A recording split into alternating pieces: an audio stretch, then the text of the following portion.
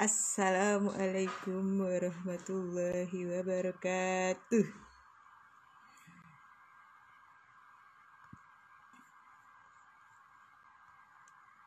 Iya, kita melihat siapa ya. Oke, sudah ada satu orang. Halo. Siap.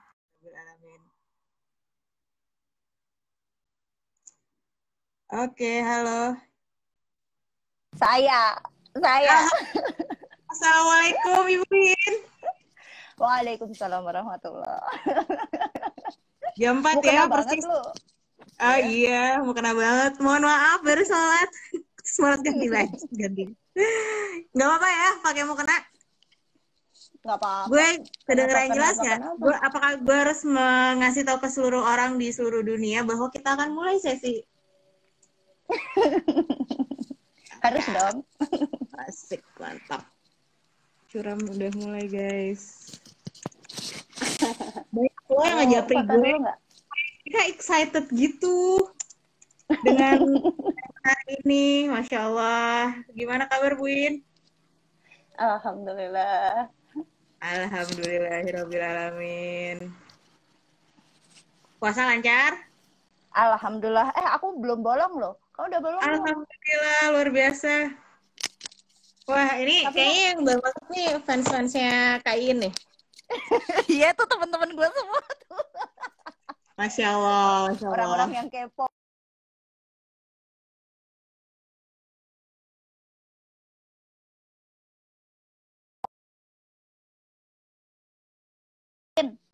Tong rendet. Udah. Tunggu. Biar agak 10 dulu atau berapa dulu? Oh, boleh. Waiting for a moment. Yes. Ngerendet ya? Ngerendet tuh apa sih, kayak ini ya? Kayak kurang bagus gitu.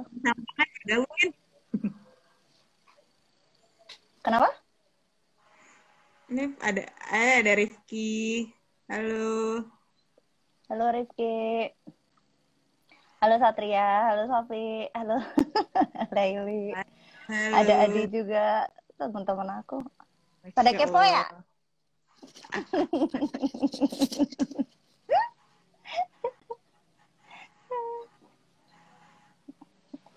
Ini lagi di mana nih? Nggak di rumah sakit kan?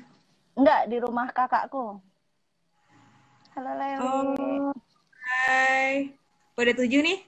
Ada Laili, halo. Ayo kita mulai yuk. Assalamualaikum. Ini orang-orang pada kepo nih. Terima kasih Bu In sudah menyempatkan waktu untuk bergabung di Curahan Ramadan bersama FC Traventure. Yeay. Kali ini lumayan apa ya, berbeda dengan curam-curam selanjutnya karena ada seorang dokter IIN yang akan membagikan apa ya istilahnya, ini kisah yang tidak biasa sih karena ya sebelumnya mungkin kalau tentang masa-masa menikah, terus ada cerita-cerita tentang ketika misalnya sudah berkeluarga, kemudian ada berbagai hal yang harus mereka apa ya, istilahnya mereka hadapi. Nah ini adalah mungkin nanti cerita setelah ya pos karena sudah melewati. Oh ya, ada giveaway-nya apa nih, Budok? Ada pulsa. Oh, ada pulsa. Berapa ya? Mau berapa? Udah ada yang nge-tag apa namanya? Pengen pulsa. Ada pulsa 100.000 sama 25.000 buat pemenang pertama sama pemenang kedua. Mantap, ada pulsa ya. Jadi bentar ya, banyak sematkan dulu. Yang gampang aja. Nggak grogi sebenarnya. Aku nggak grogi ya Karin. Itu loh ada yang bilang bayin grogi. Aku nggak grogi. Mantap. Cuman tadi giveaway-nya apa Bu In? Giveaway-nya pulsa 100.000 buat Silakan. Halo? Pemenang kedua 25.000. Halo? Berapa? Giveaway-nya 100.000 buat pemenang pertama, 25.000 buat pemenang kedua. Oke, cuma 2 doang ya? Iyalah, nggak usah banyak-banyak, gue nggak sesultan itu. Halo Adi. 25.000 ya untuk pemenang kedua? Ya. Oke. Mantap nih, banyak. Ada Sandy juga. Halo Sandy. Ini orang-orang pada kepo tau. Kenapa? Orang-orang pada kepo. Oke. Ya udah, waktu dan nanti tempat dong. langsung dipersilakan ya, Bu In, gimana? Giveaway-nya nanti di akhir acara kita sampaikan. Oh iya tuh, udah langsung disematkan giveaway. Iya, yeah. Mantap. Terus mau disclaimer dulu. Giveaway-nya kudu ngapain, Mbak In? Nanti setelah acara. Mantap. Aku kasih tahu giveaway-nya apa. Oke, siap. Aku mau disclaimer dulu, Kak. Ya. Kemarin aku dapat apa? Bukan kemarin sih, baru aja aku dapat teguran dari kakakku. Jangan yang namanya tulisan atau perkataan itu kan vibration seperti itu ya, dia akan terus-menerus berulang-ulang seperti itu. Sementara kan aku nulisnya kan owner of a broken heart gitu kan. Nah, sama kakakku dibilang nanti diralat waktu live gitu, bilang jangan owner of broken heart, takutnya nanti suatu saat orang-orang akan mendoakan kamu menjadi orang yang benar-benar owner of a broken heart gitu. Ya udah, nanti aku ganti ya, jadinya owner of a lonely heart, owner of a lovely heart. Amin. Mantap. Amin. Boleh. Nanti kita ganti di poster-posternya juga bisa kita repost lagi sih. Nggak usah. Terus ada lagi disclaimer berikutnya. Insya Allah apa yang akan saya sampaikan ini sudah saya sampaikan ke mantan saya. Jadi sudah atas perizinan mantan saya kayak gitu. Jadi insya Allah tidak akan ada proses pengumbaran aib dari orang yang bersangkutan, tapi saya akan menceritakan bagaimana jatuh bangunnya rumah tangga saya seperti itu. Mantap. Terus disclaimer berikutnya, beberapa orang ngejapri. Ada 3 disclaimernya. Ada beberapa orang ngejapri, nanya, nanti aku nitip pertanyaan dong dan lain sebagainya. Padahal saya kembali men-statement bahwa saya bukan yang paling ahli masalah percintaan di sini kayak gitu, karena teman-teman tahu sendiri percintaan saya aja kandas di tengah jalan kayak gitu. jadi saya bukan yang paling ahli, tapi saya hanya berbagi aja apa yang udah saya alami selama ini gitu ya. Oke. Ada yang mendoakan Mbak In selalu menjadi owner of happiness. Amin. Makasih Adi. Amin. Atau broken heart, lovely heart. Amin. Berisik banget gak sih tempatku? Enggak sih, tapi tadi ada ini aku jadi kamu ini apa? Ini untuk gambaran aja ke para pemirsa. Apakah ceritanya bakal mirip-mirip The World of Marriage? Oh. Halo Mbak Jetsi. Sebenarnya kalau seandainya mirip-mirip, pasti dalam yang namanya pernikahan, apalagi 3 tahun atau 5 tahun pernikahan itu deket-deket lah sama yang namanya World of Married couple ya. Cuman maksudnya aku lebih ke ini sih, ini bukan tentang suamiku, tapi hati-hati terhadap pelakor kayak gitu. Dan kita harus tahu bahwa pelakor itu nggak cuma perempuan loh, tapi pelakor yang laki-laki juga banyak kayak gitu. Jadi hati-hati terhadap suami-suami kalian kayak gitu. Yang doyan sama suami kalian tuh nggak cuma perempuan, tapi laki-laki di luar sana juga banyak kayak gitu. Jadi hati-hati aja deh. Udah itu aja. Oke, siap. Oke, kita mulai. Mbak In mau diceritakan dulu mungkin perjalanannya kali ya, dari mulai bertemu. Oke. Bersama, kemudian akhirnya memutuskan untuk menyudahi. Silakan. Oke. Deg-degan. Bismillahirrahmanirrahim. Rabbi shrah li sadri wa yassir li amri wahlul 'uqdatam min lisani yafqahu qawli. Ya Allah, semoga apa yang saya sampaikan nanti semata-mata demi kebaikan teman-teman yang mendengarkan dan tidak dalam rangka menjelek-jelekan siapapun ya, pihak manapun, terutama mantan seperti itu. Bermula dari saya dikenalkan oleh seseorang yang sangat baik dalam hidup saya seperti itu, terhadap suami saya seperti itu. Jadi waktu itu saya dikenalkan salah satu sahabatnya waktu kuliah seperti itu. Jadi apa yang saya dapati kemudian, apa yang saya selidiki kan saya pribadi memberikan saran kepada teman-teman yang akan melangsungkan pernikahan kayak gitu ya. Jadi ketika teman-teman itu akan memutuskan untuk menikah, maka ada banyak yang harus dilakukan checking kayak gitu. Mau cek harus dilakukan checking gitu. Jadi yang pertama ke background checking. Sebenarnya orang ini kayak gimana sih gitu, visi misinya kayak gimana sih, orangnya point of view hidupnya dia, gambaran visi misi hidupnya dia kayak gimana kayak gitu. Terus selain itu juga harus family background checking kayak gitu. Jadi jangan sampai nanti ketika teman-teman sudah memutuskan untuk menikah tapi ternyata kemudian saat-saat menjelang pernikahan akhirnya dibatalkan cuma karena ternyata salah satu keluarganya ada yang mungkin beda agama, atau salah satu keluarganya ada yang cadaran kayak gitu, kemudian keluarga mempelai tidak berkenan kayak gitu, itu kan nggak lucu gitu. Jadi kita harus benar-benar proses memperkenalkan bagaimana keluarga kita, mulai dari ayah, mulai dari nuclear family, keluarga inti, sampai keluarga A, B, C, kanan, kiri, atas, bawah, itu harus dikenalkan kayak gitu. Termasuk kemudian checking berikutnya adalah masa lalu seperti itu ya. Jadi apakah ada orang yang mengganggu di masa lalu seperti itu? Mungkin apakah ada mantan yang sampai sekarang nguntit, atau mantan yang sampai sekarang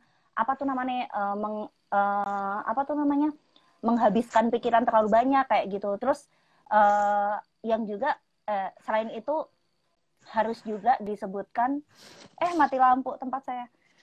Selain itu ada juga kemarin beberapa waktu yang lalu salah satu teman saya bertanya tentang premarital check up seperti itu. Itu nggak masalah seperti itu. Jadi kalau seandainya memang teman-teman concern ke kesehatan, bisa dilakukan premarital check up kayak gitu. Hanya saja konsekuensi logis dari premarital check up yang ternyata mendapatkan hasil yang tidak sesuai kayak gitu ya. Mungkin pasangan menderita PCOS kayak gitu, atau semacam penyakit di kandungan seperti itu yang kemungkinan mempengaruhi kesuburan si perempuan kayak gitu. Atau kalau enggak adanya infeksi seperti hepatitis seperti itu yang kemudian membuat seseorang itu kemudian mundur, jangan-jangan nanti aku ikut terinfeksi dan lain sebagainya.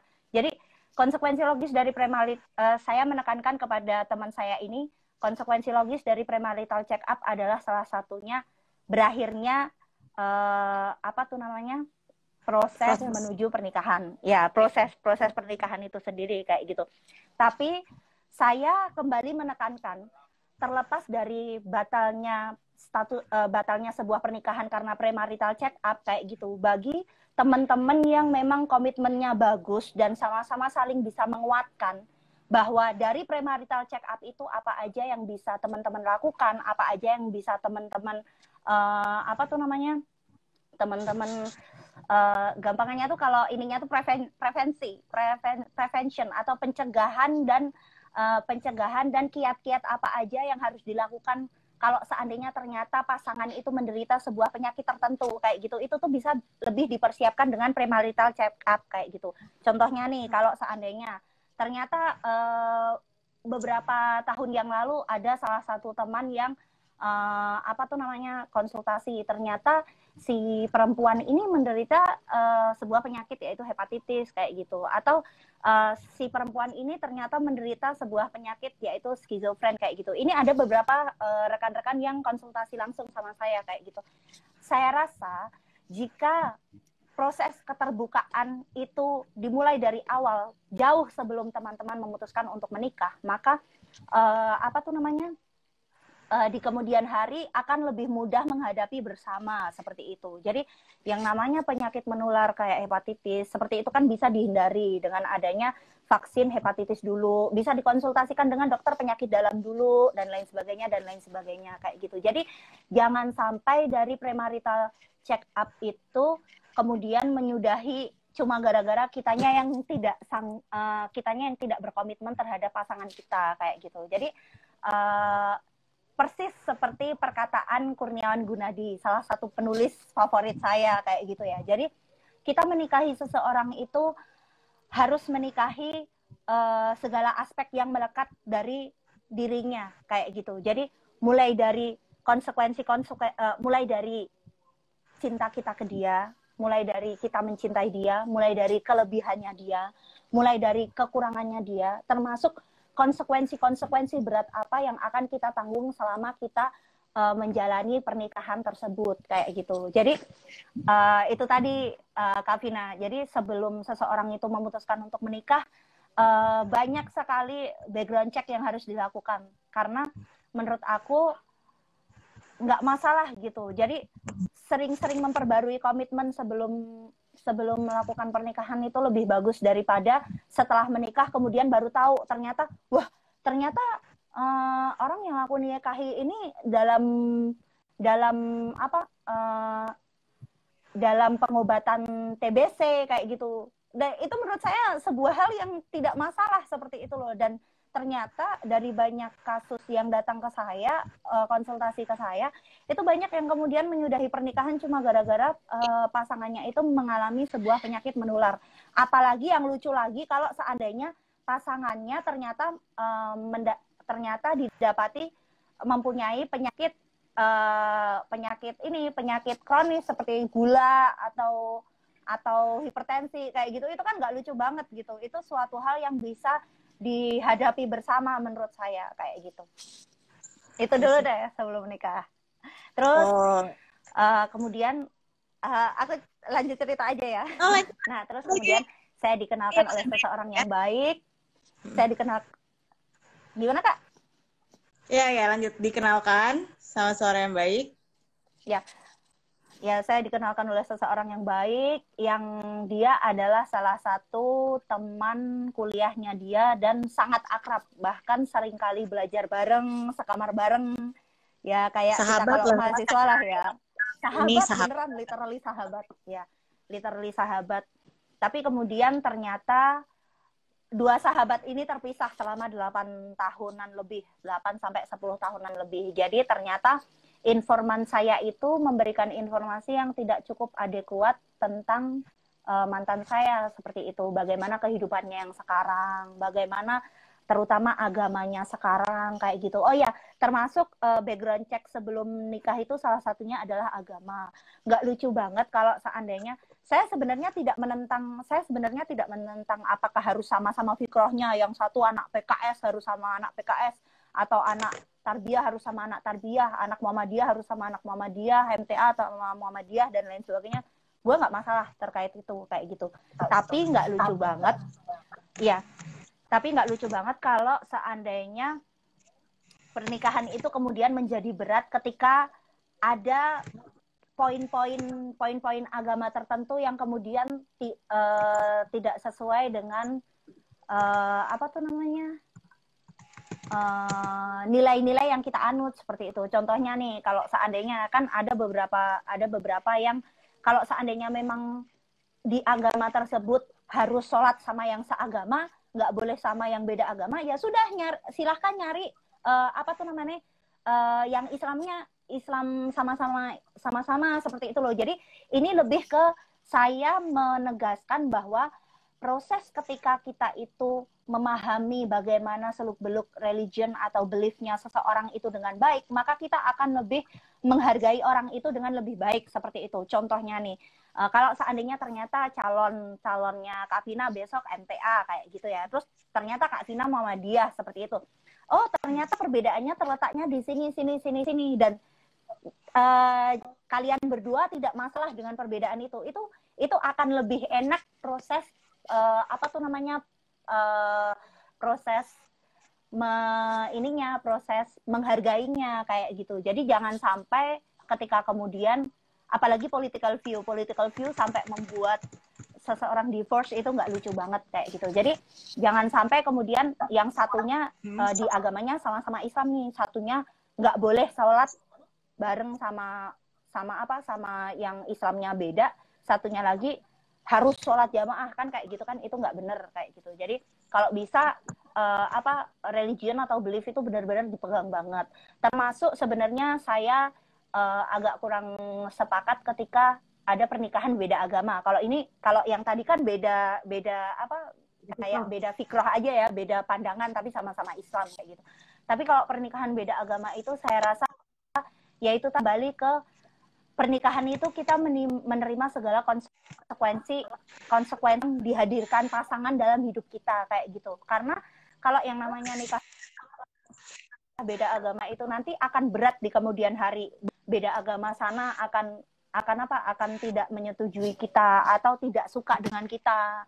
Anak-anak kita di kemudian hari ketika harus memilih, saya harus ikut agamanya papa atau mama, itu yang berat untuk anak-anak kita kayak gitu. Jadi kalau bisa hal-hal seperti ini tuh dipertimbangkan jauh-jauh hari. Jangan cuma dari gara-gara cinta terus kemudian kita mengorbankan orang tua kita atau bahkan mengorbankan masa depan anak-anak kita kayak gitu. Itu. Terus kemudian jangan sampai cinta mengorbankan orang tua dan anak-anak kita. Iya. Okay. Jangan sampai mengorbankan saudara-saudara kita, jangan sampai mengorbankan keluarga kita, bahkan masa depan kita termasuk masa depan anak-anak kita. Itu penting banget. Jangan cuma gara-gara cinta. Jangan cinta buta gitu ya. Kayak gitu. Jadi nikah itu nggak cuma beda ngelek ya. Halo? Iya agak-agak tut gitu. Beda keyakinan juga bahaya, Mbak Iin. Ku yakin sama dia nggak yakin sama aku, itu berat. Ini ada yang curhat nih, Edu. In, suaranya nggak kedengeran. Ini udah bagus. Yeay. Aku sampai keringetan. Terus balik ke masa udah menikah. Ya. Setelah menikah, sebenarnya kembali saya kasih pengertian ya ke teman-teman, buat semua teman-teman yang pernah kenal sama saya atau berada di circle saya. Saya selalu mengatakan bahwa suami saya ini orang yang sangat baik. Mantan suami saya orang yang sangat baik. Jadi, apa yang kemudian membuat saya memutuskan untuk bercerai seperti itu karena ada campur tangan. Mohon maaf, ada jeda sebentar ya. Boleh aku jeda sebentar, 1 menit sebentar? Sorry. Iya. Sorry, ada ini teknis. Lanjut ya? Iya. Terus, ya, lanjut. Terus. Iya, Sarah, maaf ya. Terus. Ya, lanjut. Terus sampai di titik dimana, kalau teman-teman yang udah pernah nikah, kalian tahu kan, saat kalian menandatangani surat nikah, itu kan... Itu surat nikah, kan? Buku nikah. Oh, saat buku kalian nikah. menandatangani buku nikah, siap. Itu kan ada yang namanya sigotalak. Tahu kan? Yang dibacain habis penghulu itu bukan sih? Kayak kalau misalnya tidak menafkahi dalam waktu sekian bulan. Betul sekali. Iya, betul sekali. Iya, okay. betul sekali. Jadi, pernah nikah padahal. Ada saat di mana tahun-tahun awal pernikahan saya itu sebenarnya masih baik-baik saja. Terus kemudian di tahun-tahun berikutnya, akhirnya berkali-kali suami saya melanggar sigotalak seperti itu. Dan it's really hurt. Nggak ada yang pernah bagus dalam sebuah proses menyakiti hati seseorang ya. Dan tidak pernah ada proses yang mudah dalam sebuah proses perceraian. Kembali saya tekankan. Jadi, untuk teman-teman yang sudah menikah, seberat apapun, jika itu bukan benar-benar keadaan syar'i, saya sangat tidak merekomendasikan Anda untuk bercerai seperti itu. Atau bahkan mungkin punya pikiran untuk bercerai. Misalnya, Iin kan belum punya anak. Walaupun misalnya kalian berdua belum punya anak, juga tidak merekomendasikan untuk cerai. Sangat tidak merekomendasikan. Karena proses menuju perceraian itu sangat berat. Sangat berat. Bahkan ketika dia berkali-kali melanggar sigotalak itu tuh kayak saya secara pribadi itu ada fase-fase di mana ada fase penyalahan diri sendiri gitu loh. Sebenarnya aku tuh kurangnya apa, aku tuh sibuknya apa, salahku apa. Aku tuh benar-benar saat dimana aku disakitin segitu sakitnya, aku tuh lebih ke apa tuh namanya, lebih ke menyalahkan diriku sendiri. Ya Allah, kurang apa sih aku. Jadi aku tuh lebih ke benar-benar fase penyalahan diriku tuh benar-benar sampai 2 tahun lebih, Kak Vina. Jadi kayak yang berat banget proses menuju perceraian itu. Nah, di fase-fase penyalahan diri sendiri itu, saat-saat terberat dalam hidupku itu, ada tips and tricks buat Anda yang menjalani sedang mengalami fase-fase terberat dalam pernikahan kayak gitu ya. Kita kembalikan aja ke masing-masing agama kita. Agama kita mintanya apa, dalam keadaan yang susah seperti apa, dalam keadaan yang berat agama kita mintanya seperti apa, ya sudah kembalikan ke agama masing-masing kayak gitu. Semua agama pasti mengajarkan kebaikan bagi pemeluk-pemeluknya. Nah, karena saya Islam dan agama yang menurut saya benar saat ini, yang saya yakini saat ini adalah Islam, maka saya akan menceritakan bagaimana Islam itu menuntun saya benar-benar membuat saya itu kuat saat itu. Bahkan di fase-fase terberat seperti itu, nangis gue. Tidak ada satupun teman terdekat saya, nggak ada yang tahu bahwa saya sedang mengalami fase-fase yang berat seperti itu. Fase terberat saya adalah, fase terberat saya adalah tahun 2017 kayak gitu ya. Jadi di tahun 2017 itu tahun kedua saya nikah. Tahun kedua mereka. Tahun terberat saya adalah tahun 2017. Saat itu adalah saat-saat saya sedang internship di Lombok Timur. Jauh dari saudara. Ya, jauh dari saudara. Jauh dari siapapun. Jauh dari saudara, jauh dari keluarga, jauh dari ayah.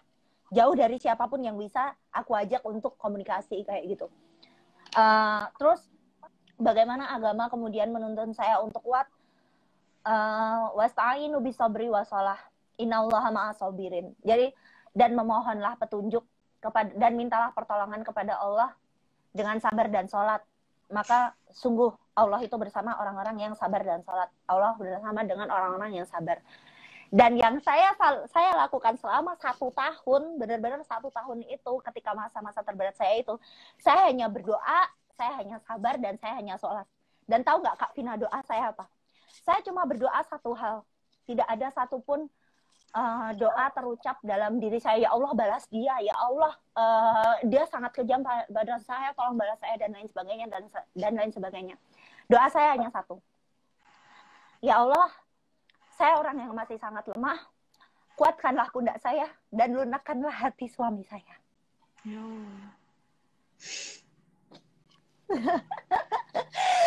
Itu doa yang terus-menerus, saya ucapkan, doa yang terus-menerus saya, kok ini ya, padahal maksudnya saya selama ini udah fase benar-benar acceptance, dan saya benar-benar fase yang ya udahlah, nanti ya, saya nggak ngerti nih kenapa saya nangis lagi. Terus itu doa yang sering berkali-kali saya ucapkan,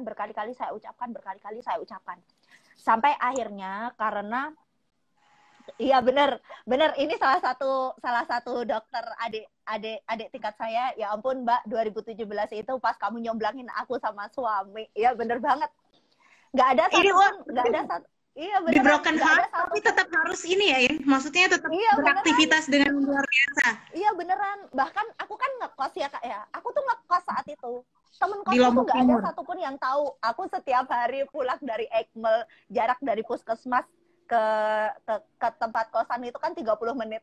Di jalan, sepanjang jalan aku nangis, bayangin nangis. Pokoknya setiap hari ada 10. Setiap hari 10 sampai 12 kali ada, setiap kali sholat duha, sholat subuh, sholat apapun aku selalu nangis. Setiap kali doa selalu nangis dan lain sebagainya. Pokoknya tuh gila banget, itu fase-fase terberat, dan itu pertama kalinya dalam hidupku aku merasa aku mempunyai gejala MAH, dan itu sakit banget. Banget. Aku nggak mau lagi ngerasain MAH, ya Allah. Itu sakit banget, pertama kalinya pikiranku kena, dan pertama kalinya aku ngerasain dispepsia atau MAH gastritis, itu sakit banget. Aku nggak mau lagi sakit. Makanya sekarang aku gemuk karena setiap kali pikiranku kenceng dikit, aku makan. Aku nggak mau perutku kena. Kalau aku pikiranku kenceng dikit, aku makan, aku jalan-jalan, aku menyenangkan diriku sendiri kayak gitu. Jadi karena aku dari masa lalu aku kayak yang mempunyai pikiran bahwa I deserve to be loved and I deserve to be happy kayak gitu. Jadi apapun yang terjadi, mau di tempat kerja, mau di tempat ini, mau apapun yang terjadi terhadap hati, kita semua wajib berbahagia loh. Dan salah satu, nggak munafik ya, uang memang bukan tolak ukur kebahagiaan, tapi dengan uang kita bisa setidaknya membahagiakan diri sendiri kayak gitu. Jadi dengan termasuk salah satunya saya bekerja keras untuk membahagiakan diri sendiri kayak gitu, dengan jalan-jalan sama ponakan-ponakan saya, dengan jalan-jalan sama keluarga saya, kakak, adik, dan lain sebagainya kayak gitu. Nah, itu jadi apa tuh namanya, terus ada banyak cara untuk membahagiakan diri kayak gitu. Terus sampai akhirnya kemudian kan tadi saya sudah sampaikan ya, berkali-kali dia melanggar psikotalak sampai akhirnya ada batasan psikotalak tertentu yang udah benar-benar tidak bisa.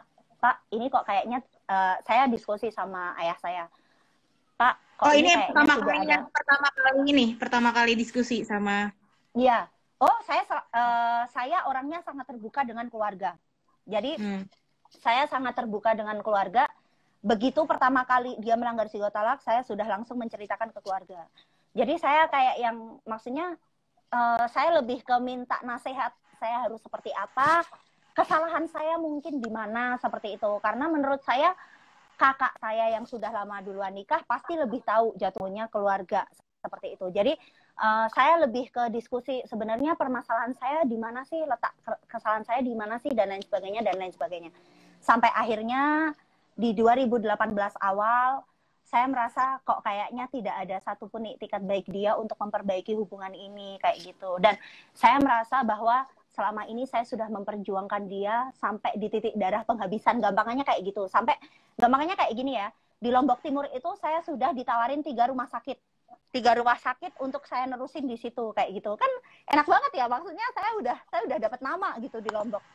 Saya atau waktu saya ekspedisi Nusantara Jaya di Alor, saya juga udah dapat tempat untuk apa tuh namanya ini untuk kerja PTT. Oh, PTT. Nah, kayak gitu. Ya, PTT. Jadi dari PTT nanti dapat rekomendasi untuk sekolah dan lain sebagainya. Tapi dari situ tuh kayak saya tuh kayak yang nggak mau, saya mau balik dulu ke Jawa, saya mau menyelesaikan permasalahan dengan suami saya seperti itu. Karena menurut saya suami tetap nomor 1. Jadi saya kembali saya sampaikan ke teman-teman yang entah kalian akan menikah atau entah kalian sudah menikah, seberat apapun perjuangan hidup kalian harus dengar dulu cerita-cerita dari orang-orang yang sudah divorce, bagaimana beratnya sebuah perceraian kayak gitu. Jadi jangan pernah berpikir untuk bercerai kayak gitu. Karena kalau seandainya kalian berpikir untuk bercerai, datang ke saya akan menceritakan bagaimana jatuh bangunnya perceraian saya hingga kalian akan berpikir 2 kali untuk tidak bercerai. Saya berani pastikan.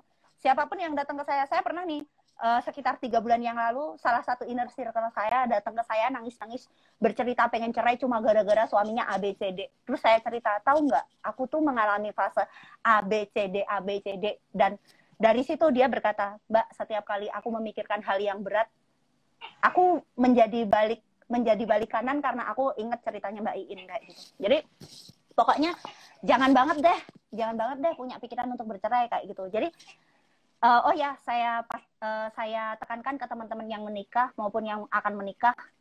Jadi suami itu nomor 1 ya. Bahkan dalam Islam pun suami itu tetap nomor 1. Jadi suami apabila ada sebuah ketetapan Allah dulu nomor 1, ketetapan Rasul nomor 2, suami nomor 3, baru orang tua, seperti itu. Jadi alasan saya kembali ke Jawa saat itu adalah karena suami saya adalah urutan ketiga setelah pencipta dan Rasul saya, seperti itu. Jadi saya itu benar-benar bismillah, saya pengen menyelamatkan pernikahan saya kayak gitu. Tapi ternyata karena proses komunikasi kami memang sangat buruk kayak gitu. Jadi komunikasinya tuh benar-benar satu arah banget, sampai akhirnya saya memberanikan diri, saya mengumpulkan berkas-berkas perceraian setelah berdiskusi dengan banyak pihak, banyak saya berdiskusi dengan ayah saya berdiskusi dengan kakak saya dan lain sebagainya sampai akhirnya saya memutuskan untuk membawa itu ke pengadilan kayak gitu. Dan hari dimana saya membawa ke pengadilan, saya ngabarin dia, saat itulah proses komunikasi kami benar-benar sangat membaik 100%. Jadi dari situ kemudian dia jujur kepada saya. Alasan kenapa dia melakukan perbuatan yang sangat jahat kepada saya dengan melanggar sigot talak seperti itu. Jadi saat pertama kali submit, jadi saya submit ke pengadilan jam 9 nih, jam 9 apa tuh namanya 9 pagi kayak gitu ya. Jam setengah 12 aku ngabarin dia. Jam 2 sore dia akhirnya membalas WA aku, terus kemudian kami WA-WA-an. Terus kemudian yang pertama tuh kayak yang kan selama ini kan saya sebagai istri, saya tidak mau meninggikan suara saya tidak mau protes ke suami saya karena saya tahu bagaimanapun Islam itu mengatur bahwa suami itu tetap harus dihormatin, dan maksudnya saya tahu posisi saya sebagai istri, jadi saya tidak akan pernah protes, saya tidak akan pernah meninggikan suara saya di depan suami saya dan lain sebagainya. Sampai akhirnya hari itu saya luapkan semua apa yang menjadi pikiran saya selama ini. Kenapa sih kamu selama ini seperti ini kayak gitu? Apa sih salah saya? Bahkan sampai detik saya submit ke pengadilan aja, saya nggak pernah tahu salah saya di mana. Seperti itu. Akhirnya suami saya menjawab,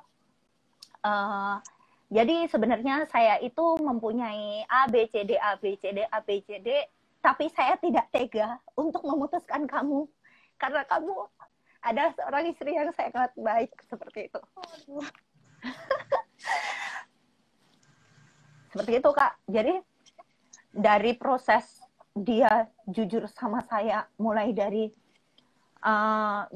dia mengakui segala kesalahannya dia, sampai bagaimana Allah benar-benar memberikan balasan terhadap perlakuannya dia ke saya kayak gitu. Jadi saya nggak niat nangis ya, tapi ini keluar sendiri nih, kesel.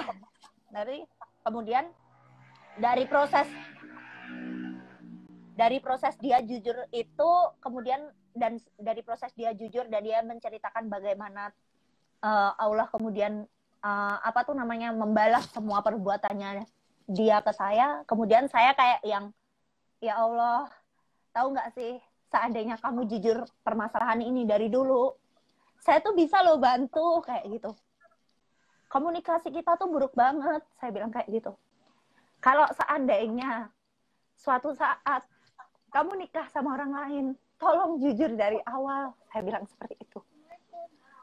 Ada banyak hal-hal yang bisa dihadapi bersama jika itu bersama dengan pasangan kayak gitu. Jadi kembali, yang namanya komunikasi itu penting banget dalam sebuah pernikahan.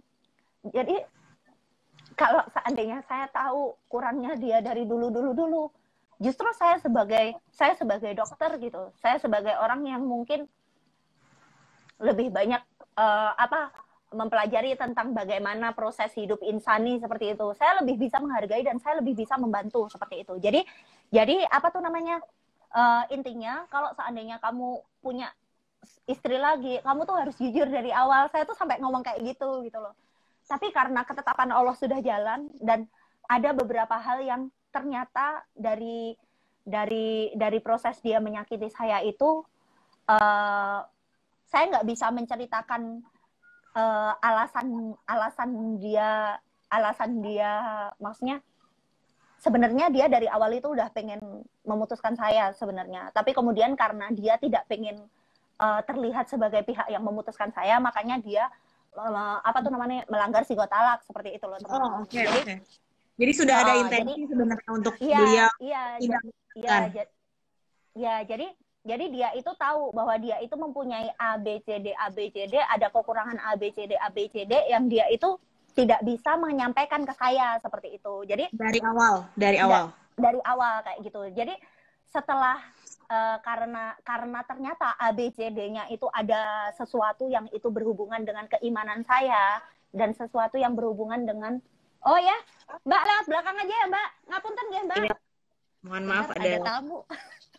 Oh silakan. Ngapunten ya Mbak. Iya.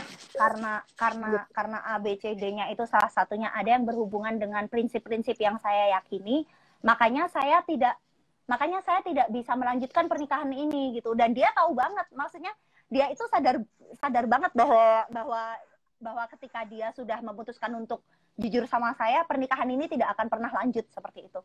Jadi, nah dari situ, dari kejujuran ini, dari apa yang dia sampaikan ini, akhirnya tercipta sebuah komunikasi yang bagus antara saya dengan mantan saya seperti itu. Bahkan sampai detik ini pun, karena basically saya seorang dokter ya, jadi seorang dokter itu juga harus menjadi seorang konsultan yang baik gitu, tempat untuk konsultasi yang baik. Jadi termasuk saya ini kayak menjadi dokter pribadinya dia gitu loh, tempat di mana dia konsultasi banyak hal ke saya, termasuk ABCD yang tadi dia ceritakan itu, dan lain sebagainya seperti itu. Jadi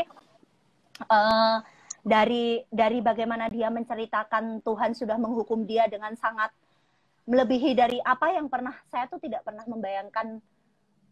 Maksudnya saya tidak pernah mendoakan sedikit pun kejelekan buat dia, tapi Tuhan benar-benar menghukum dia dari berbagai aspek sampai akhirnya saya itu bisa memaafkan dia, termasuk dari dari behind the scene-nya kenapa dia sampai sejahat itu sama saya tuh bisa maafin gitu loh Kak. Dan alhamdulillah dia jujur maksudnya dari sini tuh saya tuh kayak mengambil ibroh, benar-benar ibroh. Sebenarnya kalau seandainya kita, maksudnya yang namanya komunikasi itu nggak bisa wira swasta gitu, nggak bisa wira usaha kayak gitu. Jadi iya, yang namanya komunikasi itu nggak bisa satu arah, komunikasi itu harus dua arah. Mau saya bagaimana saya sampai, bayangin dong, gue yang perempuan, gue yang berkali-kali pergi ke Jakarta loh, gue yang berkali-kali terbang dari Lombok ke Jakarta atau dari Solo ke Jakarta, itu berkali-kali itu gue kayak gitu. Jadi lebih ke komunikasi itu benar-benar dari dua arah kayak gitu. Jadi kalau seandainya teman-teman yang di sini tidak siap untuk berkomunikasi, belajar dulu deh untuk berkomunikasi. Minimal belajar berkomunikasi itu dari yang pertama itu apa? Belajar berkomunikasi dengan orang tua, ya. Karena menurut saya sejak saya kuliah masuk semester, kan saya veteran ya Kak ya. Saya nggak langsung masuk ke kedokteran. Jadi dulu itu saya pernah, ini juga salah satu merayakan kegagalan nih. Jadi dulu saya pernah tidak diterima di satupun universitas di Indonesia. Bayangin dong. Saya benar-benar tidak pernah tidak diterima karena saya merasa waktu itu saya emang agak congkak gitu sih, sombong sama kemampuan saya sendiri, sampai akhirnya Allah ngehukum saya tidak diterima di satupun PTN yang saya inginkan. Akhirnya di tahun berikutnya saya keterima di kedokteran kayak gitu. Jadi saat dimana saya jatuhnya itu, saya mulai bercerita dengan orang tua saya mulai ngobrol dengan ibu saya mulai bercerita dengan bapak saya. Pak, saya tuh kayak gini loh. Bu, saya tuh kayak gini loh. Jadi bercerita dari hal-hal terkecil, termasuk aib-aib kita, kurang-kurangnya kita, apapun lak-laknya kita. Ya. Maka kita akan lebih mudah gitu berkomunikasi dengan yang lainnya. Ruth, minta powerbank dong, Ruth. Aduh, oke. Kayak gitu. Jadi belajar jaluk powerbank. Pokoknya belajar berkomunikasi kayak gitu. Jadi dari situ kalau seandainya komunikasi Anda dengan orang tua Anda itu udah, dengan keluarga Anda, dengan orang tua Anda, dengan inner circle-nya Anda itu udah sangat terbuka, saya rasa komunikasi dengan pasangan akan lebih mudah kayak gitu. Nah, itu terus ya betul, komunikasi ada poin-poin penting dalam pernikahan yang saya garis bawahi. Pertama itu komunikasi, yang kedua adalah acceptance. Jadi bagaimana kemudian personal atau ininya mana? Ambilin di situ, Dek. Nah, terus kemudian komunikasi, acceptance. Terus bagaimana kemudian dari background check kayak gitu, dari apapun yang kalian cek, premarital check atau background check atau familial history check dan lain sebagainya, itu bagaimana kemudian teman-teman acceptance kayak gitu, atau penerimaan kayak gitu, penerimaan dalam sebuah pernikahan. Oh, ternyata suamiku sakit gula loh. Oh, ternyata suamiku masih dalam pengobatan tuberkulosis loh. oh ternyata suamiku menderita infeksi hepatitis loh, oh ternyata suamiku menderita gastritis erosif loh, dan lain sebagainya dan lain sebagainya. Makanya hal-hal seperti ini tuh butuh penerimaan yang benar-benar harus membuka diri sebanyak-banyaknya, seluas-luasnya. Acceptance itu penting banget dalam sebuah pernikahan kayak gitu. Jadi dari situ apalagi ya, gue tadi bikin banyak contekan. Iya, lanjut. Aku rasa itu aja sih, komunikasi sama acceptance. Jadi apapun kalau seandainya ada permasalahan, dikomunikasikan. Kalau ternyata masih belum dapat berkomunikasi, ambil jeda dalam arti gini, Anda boleh minta izin ke suami, kita komunikasinya lagi buruk banget sih, aku pengen balik dulu ke rumah ayah, nanti kalau seandainya udah membaik kita ketemu lagi, kita ngobrolin lagi kayak gitu. Jadi apa tuh namanya, ancang-ancang ya nek bahasa Jawanya, kalau batu loncatan kalau ininya. Jadi mengambil jeda kalau bahasa Kurniawan Gunadi. Jadi kita nggak masalah dalam sebuah perjalanan mengarungi bahtera rumah tangga bersama itu, kita mengambil jeda kayak gitu. Kalau memang ada suatu hal yang berat disampaikan, tetap harus disampaikan. Bagaimanapun yang namanya suami istri itu nggak boleh ada di belakangmu kayak gimana, di depanku kayak gimana. Itu nanti jatuhnya kayak dakyung, kayak word of married couple kayak gitu. Jadi kalaupun ya bahkan Iya Dir, Iin masih temenan sekarang sama mantan, masih. Bahkan ini tadi aja aku ngabarin jangan lupa jam 4 ikutan join, aku mau ngomongin kamu. Aku bilang ya, ada mantannya Iin nih yang lagi lihat ya. Iya. Ada enggak, dia lagi lagi tahsin. Dia lagi jam tahsin. Terus bahkan segitu temanannya Dir, kita itu dulu waktu pertama-tama aku tahu tentang kebenaran di balik semua di balik pernikahanku itu, aku kayak yang masukin ke dia, kamu tahu nggak sih kalau kita bisa bikin buku, aku rasa kita bakalan banyak menginspirasi banyak orang kayak gitu. Itu dianya juga udah yang oke, dan dianya udah bikin outline udah banyak banget, tapi akunya yang nggak jalan. Maksudnya segitu temanannya, segitu maksudnya karena dia jujur dan aku bisa menerima kejujurannya dia, dan aku kayak yang udah memaafkan karena aku tahu Allah aja udah membalas dia dengan sangat pantas gitu. Jadi aku rasa dia nggak pantas lagi aku ngejelek-jelekin dia, aku ngebuka aibnya dia, atau aku ngebales dia tuh kayaknya nggak pantas gitu, karena Allah udah maksudnya campur tangan Tuhan itu benar-benar sudah Allah udah sangat pantas membalas dia kayak gitu. Jadi aku kayak yang ya udah, aku udah bisa maafin dia gitu. Jadi selain itu kita udah bikin project untuk bikin buku. Terus kemudian karena akunya yang terlalu malas dan akunya yang terlalu sibuk, akhirnya project buku itu tidak jalan. Cuman outline-nya masih ada, nggak tahu nanti mau dilanjutkan atau enggak. Terus beberapa hari ini bahkan aku ada obrolan sama dia untuk bikin project selanjutnya.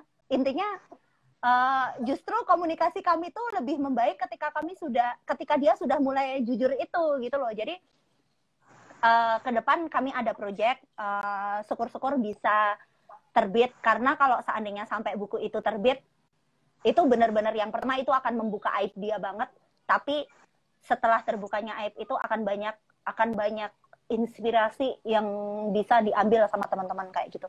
Terus project berikutnya ini lebih ke sebentar, ada pertanyaan nih Kak Maya. Apa? Sebelum ke project, Kak Maya nanya, kan komunikasi udah membaik, chemistry dapat, mau atau boleh balikan lagi nggak sama mantan? Nah itu tadi Kak, kan waktu dia jujur, jadi kan dia kan awalnya kan menyakitiku dengan melanggar psikotalak seperti itu ya. Mungkin teman-teman yang barusan nih kelewat nih dengerin. Jadi dia menyakiti aku dengan melanggar psikotalak. Tapi ternyata proses dia menyakitiku itu karena dia nggak mau dianggap sebagai orang yang memutuskan aku kayak gitu loh. Jadi dia itu mempunyai kekurangannya sendiri, ada beberapa hal yang menjadi aibnya sendiri, yang kemudian ternyata dari ABCD alasan di belakang pelanggaran psikotalaknya itu ada hal-hal yang ternyata menurut syariat membuat saya tidak bisa kembali ke dia. Jadi kan agama saya itu kan ada beberapa aturan-aturan ya Kak Maya ya. Jadi di agama saya itu ada beberapa aturan-aturan yang dari aturan-aturan itu kalau seandainya saya balik ke mantan itu malah justru melanggar aturan tersebut gitu loh Kak Maya. Jadi memang kami berdua sama-sama sadar bahwa kami nggak bisa kembali kayak gitu. Tapi kami sama-sama mendoakan supaya dia mendapatkan istri yang baik. Tapi kalau bisa sih jangan lebih baik daripada gue. Jahat ya. Dan saya kalau bisa juga bisa mendapatkan suami yang lebih baik kayak gitu. Amin, gitu, insya Allah. Jadi memang nggak apa-apa Kak Maya, nanti mungkin bisa dilihat di buku nikahnya orang yang muslim ya. Aku nggak marah loh. Ini udah banyak banget sebenarnya tadi yang komen nih Bu In, kita ada waktu kayak kurang lebih 5 menit sebelum 1 jam live-nya selesai. Oke. Dari perjalanan yang Iin sudah alami sampai sekarang, pernah nggak merasa sangat amat kecewa di satu titik, kayak sampai menyalahkan Allah, atau ya maksudnya pernah nggak ada sampai kayak ya Allah kenapa harus gue sih yang mengalami ini? Yang pertama. Dan yang kedua, ada nggak sih kan tadi kayak bener-bener kayak komunikasinya udah buruk banget sampai akhirnya selalu Iin yang inisiasi, dan sampai akhirnya terbukalah semua alasan mantannya Iin ABCD itu. How does it feel? Trauma nikah nggak? Ya, boleh deh itu. Nggak, maksudnya how does it feel? Jadi trauma nikah. Kak Endra, ini pertanyaan Kak Endra bagus nih. Bu Iin bikin trauma nikah nggak? Jadi karena ternyata dia sudah mengakui semua dosa-dosanya dan ternyata kesalahan itu bukan di saya malah justru excited untuk married again gitu loh. Jadi kalau seandainya teman-teman yang ada di sini 24 orang yang lagi live sama saya, kalau ada teman yang ganteng terus ganteng, dia tahu kalau poligami itu sunnah tapi nggak mau sadar diri nggak bisa poligami, sama satu lagi takut sama Allah, tolong dong dikenalin sama saya ya, nggak peduli profesinya apa. Gitu. Terus kalau masalah menyalahkan Allah, aku lebih jujur Kak, aku lebih ke menyalahkan diri sendiri sih Kak. Proses aku menyalahkan diri sendiri tuh parah banget menurut aku. Jadi kayak yang aku tuh bener-bener yang ya Allah, aku tuh sehina apa sih kayak gitu loh. Aku tuh sampai yang makanya Kak Sifat kalau tanya, Teh Sifat kalau nanya, "In, lo kok nggak mau sih sama ini?" Emang dia mau sama gue kayak gitu loh. Jadi yang keluar dari mulutku tuh lebih ke hal kayak gini karena aku ngerasa gue siapa sih? Gue aja sampai digituin loh sama suami gue kayak gitu loh. Waktu itu aku sampai lebih ke menyalahkan diriku sendiri. Ya Allah, In, lo tuh kayak gitu loh, lebih ke menyalahkan diri sendiri. Sama aku sempat ada sebel sama sahabatnya dia yang kenalin aku, yang mana itu adalah kakak kandungku sendiri. Jadi kayak yang aku sempat kayak yang benci sama kakak kandungku, tapi terus kayak yang ya udah, toh ini urusan gua, urusan rumah tangga gua, kenapa gua jadi nyalahin orang lain kayak gitu loh. Jadi kayak yang alhamdulillah sejauh ini penerimaanku baik sih, maksudnya lebih ke karena maksudnya gini, karena aku sudah tahu behind the scene-nya dan bagaimana Allah membalas dia dengan dari berbagai sisi, itu kayak yang acceptance-ku tuh udah bagus banget saat ini gitu. Jadi kayak yang ya sudah, mau gimana lagi, aku lebih ikhlas, dan bahkan saat ini aku lebih kayak jadi tempat konsultasi sama dia kayak gitu loh. Karena menurut aku beneran deh, dari segala aspek suamiku tuh orang yang sangat baik. Tapi memang karena beberapa kekurangan yang Allah kasih sama dia, membuat dia harus melakukan perbuatan yang jahat seperti itu. Jadi itu pun didukung karena komunikasi dia yang nggak begitu bagus kayak gitu. Jadi sekali lagi, mantanku orang yang baik. Saya tegaskan sekali lagi. Jadi lebih ke bagaimana dia membantu orang, bagaimana dia belajar agama mulai dari nol dan lain sebagainya. Itu saya melihat sendiri bagaimana dia menjadi orang baik kayak gitu. Kalau ada yang mau sama mantan saya juga nggak masalah. Akan saya comblangkan dengan mantan saya. Oh, mantan saya kaya loh beneran. Pendapatannya gede, 10 kali lipat dari gaji saya. Kayak gitu. Jadi lebih ke penerimaan saya alhamdulillah baik. mekanisme Oh giveaway. ya, giveaway-nya. Alhamdulillah baik. Giveaway-nya Udah ada mau pulsa 100.000 untuk pemenang pertama, 25.000 untuk pemenang kedua. Ada 3 syarat. ya. Yang pertama, sebutkan case Harry Potter, 5 case Harry Potter. Oke. Terus kemudian yang kedua, kenapa saya harus ngasih kamu sebagai pemenang giveaway? Yang ketiga, 1 kalimat aja yang insightful dari omongan saya. Kayak gitu. Sebutkan apa yang Jadi, pertama ini? Sebutkan 5 yang case pertama, Harry Potter. sebutkan 5 case Harry Potter. Terus yang kedua aku terus Oh, ini yang Taurina. Saya mau dulu dari Taurina with Iya, ya. dokter. Jadi dokter mau bikin buku Siap. kalau seandainya menceritakan aib ex suami apakah tidak berdosa. Jadi buku itu dibuat oleh saya dan suami. Jadi iya, suami betul. yang serta-merta menulis sendiri bagaimana dia menceritakan aibnya dia. Dia udah nulis segala macam. Jadi lebih ke suami saya sendiri yang Bismillah, kalau saya mau jujur, insya Allah akan banyak orang yang selamat seperti itu loh. Nah, sebutkan case Harry Potter. Yang kedua, kenapa kamu yang harus jadi pemenang, ya. Terus yang ketiga, 1 kalimat aja yang insightful dari apa tuh namanya, dari obrolan kita sore ini. Orasi, gue nggak orasi. Oke. Nggak, suaraku emang kenceng kali. Oke, Iya. itu aja. Wah, Masya Allah deh. Di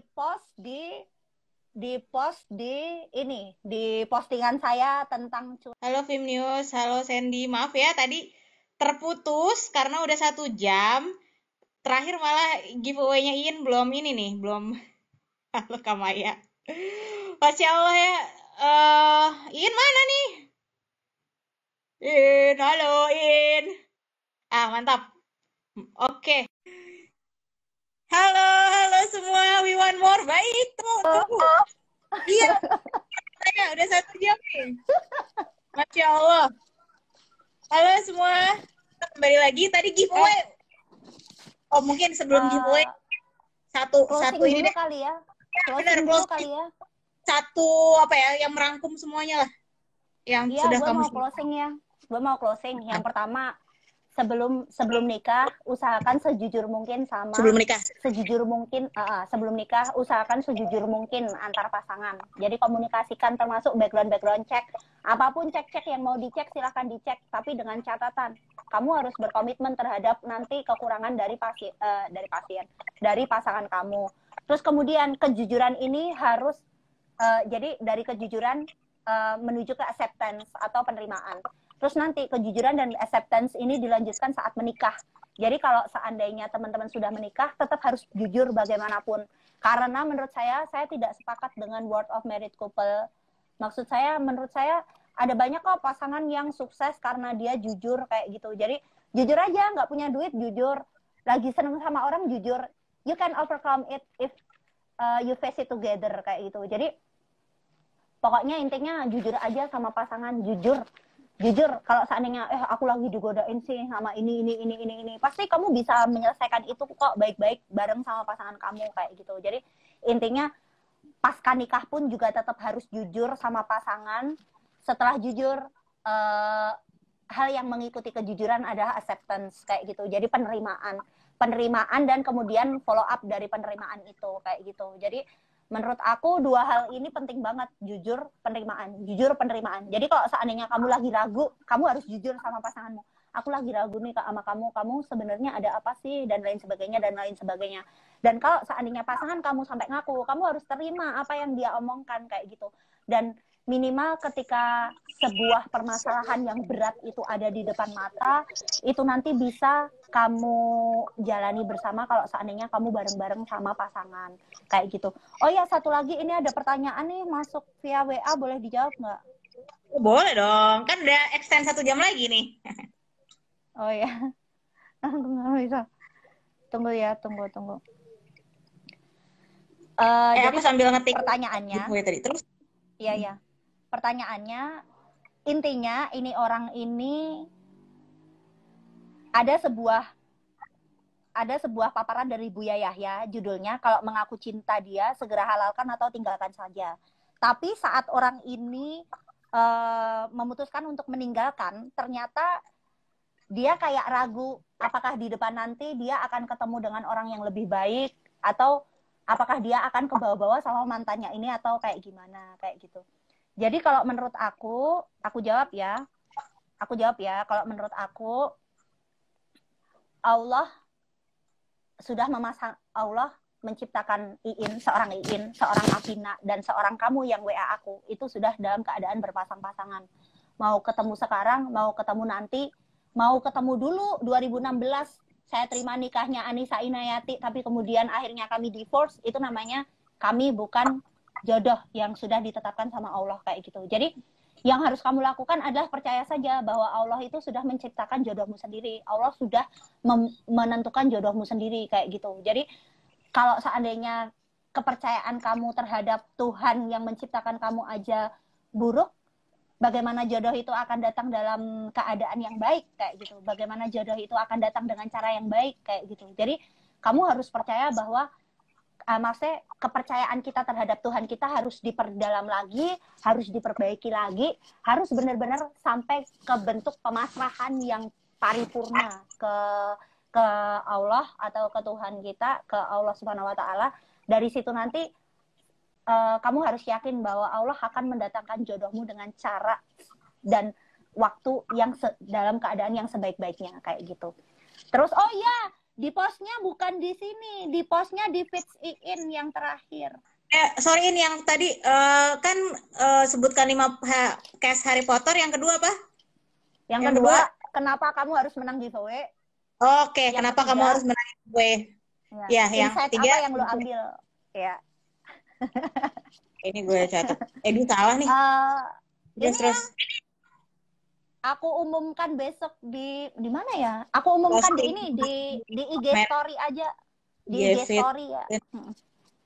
Diumumkan besok jam 18 sore habis buka. Jam 18 WIB bukan WITA ya Kak Maya ya, WIB. Kenapa kamu harus menang giveaway? Alasan dia harus saya menangin. Terus 1 kalimat insight dari sesi ceram. Ya, itu. Ada pertanyaan nggak ya? Tadi kayaknya ada banyak pertanyaan lagi nggak? Kayaknya banyak tadi.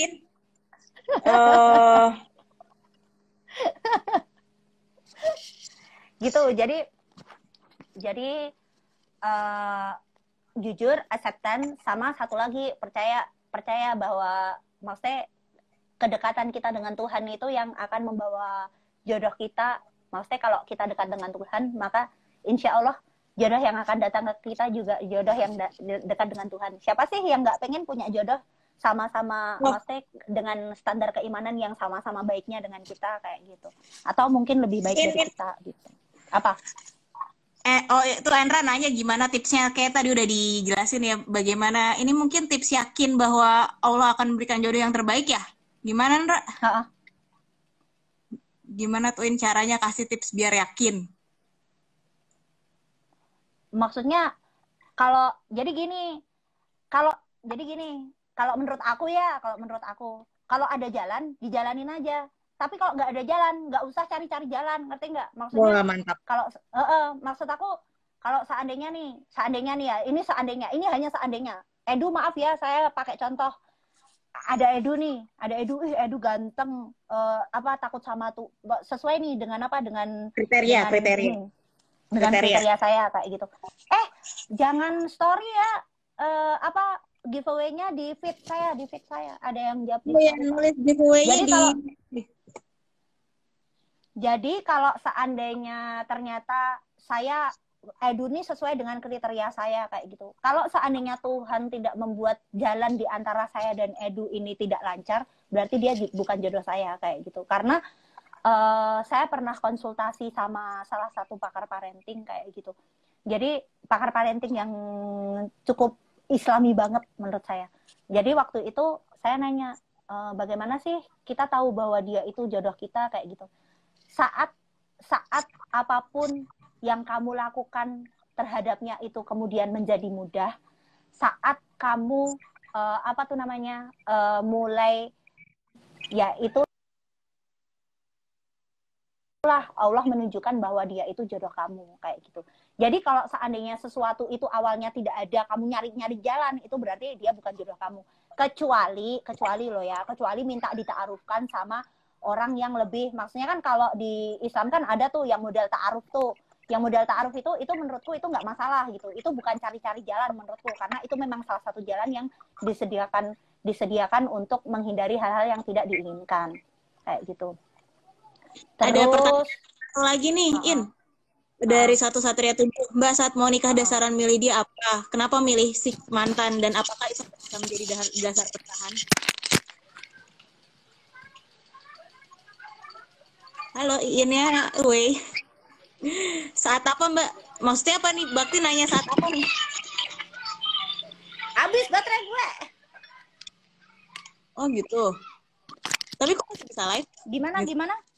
Tadi apa dasarnya milih si mantan dulu? Dan kenapa? Apakah itu nggak bisa menjadi dasar untuk bertahan? Oh, kan tadi saya sudah sampaikan. Kalau untuk kriteria baik, mantan saya itu orang yang sangat baik. Jadi kalau seandainya dari mantan itu dia tuh sangat baik, tapi ada beberapa hal yang dilanggar secara syariat gitu loh. Jadi saya nggak bisa balik karena syariat, bukan karena dia dulu saya nerima dia, ngerti nggak? Kalau dari masalah saya nerima dia itu bahkan package-nya baik ya, dasarnya orangnya baik, tapi kemudian ada hal-hal yang pada saya tidak terbuka ya karena syariat. Nah, karena syariat. Dan karena dari awal juga mantan itu ternyata tidak terbuka sama Iin kan? Ya betul. Ya betul. Ada hal yang salah satunya itu. Nah, hal itu yang akhirnya memutuskan tidak lanjut. Apalagi? Udah ya? Oke. Oh ya. Udah mau maghrib. Mohon maaf ya, saya nggak ngegas, tapi emang cara ngomongnya kayak gini. Jujur aja, Mas. Menurut aku ini salah satu kelas pranikah paling baik yang pernah aku ikut. Oh iya, satu lagi Kak Vina, satu lagi. Gimana? Satu insight buat teman-teman yang mau nikah. Sebelum kalian nikah, kalian harus berkonsultasi dengan satu orang yang sudah menikah, bahagia, punya anak. 2, menikah, bahagia, orang yang sudah menikah, bahagia, tidak punya anak. Bahagia, tidak punya anak. 3, orang yang sudah menikah, tapi bercerai, punya anak. Yang keempat, orang yang sudah menikah, bercerai, tidak punya anak. Jadi 4 golongan ini harus kalian tanyain. Jadi makin banyak insight yang kalian dapatkan, kalian akan lebih gampang dan lebih legowo untuk memutuskan. Dalam arti gini, banyak masukan itu bagi orang yang beriman, bagi orang yang berpikir, bagi orang yang senang mengambil hikmah, masukan itu akan menjadi dasar dia melakukan sesuatu kayak gitu. Jadi kalau seandainya dia ternyata kalau seandainya dia ternyata ngasih masukan A, B, C, D, itu akan menjadi dasar dia untuk bertindak. Bukan malah menjadi suatu hal yang membuat trauma nikah. Ngerti nggak? Baik. Nah, jadi semua harus didasari sama ilmu ya, dan pengalaman adalah pelajaran yang paling baik ya, In ya. Karena gak semua orang bisa mendapatkan hal yang sangat berharga seperti ini. Oke. Satu lagi nih. Maka jujur sometimes insecure karena beberapa teman baikku divorce. Oh, aku bilang ya, yang namanya divorce itu, oh iya, satu lagi Kak Vina, sebelum ini kepanjangan nggak apa-apa, kelamaan nggak apa-apa. Satu lagi, jadi ada salah satu juga, ada satu hal benar-benar 2 tahun, selama 2 tahun menangis kayak gitu. Salah satunya adalah stigma. Stigma itu berat banget, ya Allah. Tahu nggak sih? Teman-temanku nih, terutama yang anak-anak kedokteran, pasti pada aku tuh jadi bahan gunjingan tuh, aku tahu. Si ini nggak pernah ketemu sama ininya, jadi nggak pernah ketemu dan lain sebagainya. Sebenarnya banyak orang yang mungkin berpikir ini orang ngapain sih kok nggak pernah ketemu sama suaminya kenapa sih nggak pernah balik dan lain sebagainya. Jadi satu-satunya stigma yang aku takutkan sebelum aku memutuskan untuk divorce adalah aku tuh benar-benar sampai aku tuh sampai minta maaf berkali-kali sebelum aku memutuskan untuk divorce itu. Aku minta maaf sama bapakku, Pak, maaf ya Pak, aku menjadi salah satu aibnya Bapak karena aku harus bercerai dari suamiku. Itu stigma, itu beban stigma terberat yang aku tanggung saat aku akan memutuskan untuk bercerai. Tapi tahu nggak teman-teman, saat dimana kita itu jujur sama kondisi kita, saat dimana kita itu jujur pada semua orang bahwa ini loh gue selesai pernikahan gue dan gue baik-baik aja sama mantan gue, itu ternyata lebih plong gitu loh. Jadi alasan kenapa bahkan gini, saat kemudian aku mendapatkan akta cerai kan hari itu juga aku ngepost di seluruh sosial media. Aku menjelaskan bahwa urusan dapur rumah tangga kita cukup kita yang tahu. Karena kan sampai detik ini kita ngobrol curam ini kan aku juga nggak ngomongin aib-aibnya dia kan Kak. Kayak gitu. Jadi aku cukup menceritakan gimana jatuh bangunnya perasaanku, gimana jatuh bangunnya rumah tanggaku, tapi aku nggak menjelek-jelekan dia secara personal atau tidak menceritakan aibnya dia kayak gitu. Jadi ketika aku jujur dengan semua orang, sumpah demi Allah, hal yang aku dapatkan dari saat itu sampai saat sekarang adalah aku benar-benar bisa menerima ini semua. Aku merasa sangat kuat karena semua orang mendukung gitu loh. Jadi dari semua WA yang masuk, dari semua DM yang masuk, dari semua komen yang di komen dan lain sebagainya, nggak ada satupun orang yang nggak ngedukung. Maksudnya nggak ngedukung aku secara personal ya, maksudnya. Jadi bukan yang ngedukung perceraiannya, enggak, tapi ngedukung semoga ini yang terbaik, semoga ini aku tahu ini berat, kayak gitu tuh semua orang tuh kayak yang bisa bersimpati gitu loh, terlepas dari di belakang mereka kayak gimana, tapi mereka menghargai keputusanku untuk jujur kepada semua orang. Dan menurut aku kembali ke itu tadi, ketika Anda jujur siapa diri Anda, bagaimana diri Anda, bagaimana kita, aku tuh orangnya kayak gimana sih? Ya ini aku, orang yang cuma kayak gini gitu. Jadi penerimaan orang akan lebih mudah ke kita menurutku. Itu sih Kak. Jadi nggak usah takut sama stigma, asal Anda jujur, udah itu aja. Masya Allah. Barakallah Bu Iin, terima kasih banyak untuk semua hal yang sudah disampaikan. Insya Allah mudah-mudahan ini jadi berkah buat Iin dan pelajaran buat kita semua, karena sesungguhnya ini adalah hal yang paling baik ya ketika kita bisa belajar dari pengalaman yang dan mendapatkan insight yang pada akhirnya membuat kita insya Allah bisa berubah lebih baik lagi ya. Baik yang sudah menikah, belum menikah, atau mungkin ada di antara viewers yang sedang berpikir untuk berpisah, kemudian mudah-mudahan berpikir untuk berpisah, harap hubungi saya. Saya akan merubah pikiran Anda untuk tidak berpisah. Ya. Kecuali ada alasan syar'i. Ya. Oke. Terima kasih banyak Bu Doki Iin. Insya Allah nih curamnya nanti di save di IG Film Traventure yang tadi ketinggalan, lihat full episode. Dan yang mau giveaway jangan lupa komen di Instagram @IINMS. Tetap semangat. IINMS di feed sehat. Dan mungkin juga semangat INMS ya, nama Instagramnya @INMS ada disematkan itu. Masya Allah, ini adalah sesi sore yang sangat insightful dan ya Allah, mudah-mudahan bisa jadi amal kebaikan buat Iin juga ya, karena sudah berbagi dan bisa bermanfaat untuk orang banyak. Wabillahi taufiq wal hidayah. Semoga puasa hari ini kita bisa dengan berakhir sesi curam ini dengan closing dari tadi, kita berakhir juga sesi curam kali ini, dan selamat berbuka puasa untuk teman-teman yang sudah akan dan sedang berbuka puasa. Semoga ibadah kita di bulan Ramadan ini diterima oleh Allah Subhanahu wa taala. Amin. Amin amin, Allahumma amin. Jangan lupa ikut giveaway ya. Terima kasih yang udah join. Assalamualaikum. Waalaikumsalam warahmatullahi. Oke, kita